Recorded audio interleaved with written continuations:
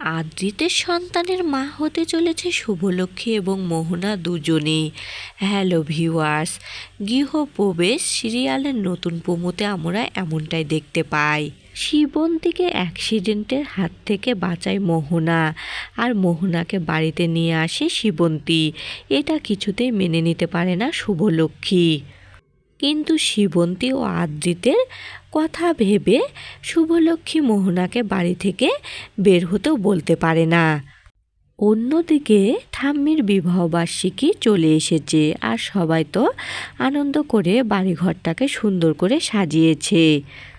ঠাম্মি বলে যে আজকে আমাদের এই বিবাহবার্ষিকীতে আমি আর একটা খুশির সংবাদ দিব, শুভলক্ষ্মী দ্বিতীয়বার মা হতে চলেছে। এটা শুনে তো সকলে খুশি হয়ে গিয়েছে, বিশেষ করে আদ্রিত খুব খুশি হয়েছে। শুভলক্ষ্মীকে নিয়ে তো বাড়ির সকলে আনন্দ করতে থাকে। এদিকে মোহনা বারবার আদ্রিতকে ফোন দিতে থাকলে আদ্রিত ফোনটা কেটে দেয়।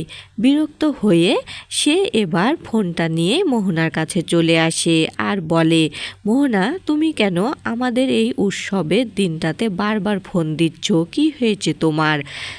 আদ্রিতের এমন কথা শুনে মোহনা রেগে যায় আর বলে, আয়ান আমি তোমাকে এমনি এমনি ফোন দিচ্ছিলাম না, আমি যে তোমার সন্তানের মা হতে চলেছি আর এ কথাটা জানানোর জন্যই আমি ফোন দিচ্ছিলাম। এ কথাটা শুনে তো আদির পায়ের নিচ থেকে যেন মাটি সরে গেল।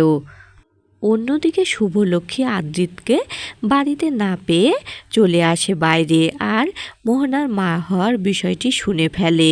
শুভলক্ষ্মী এ বিষয়টি শুনে ফেলে তো নিজেই কান্নায় ভেঙে পড়ে, আর কি করবে ভেবে পায় না।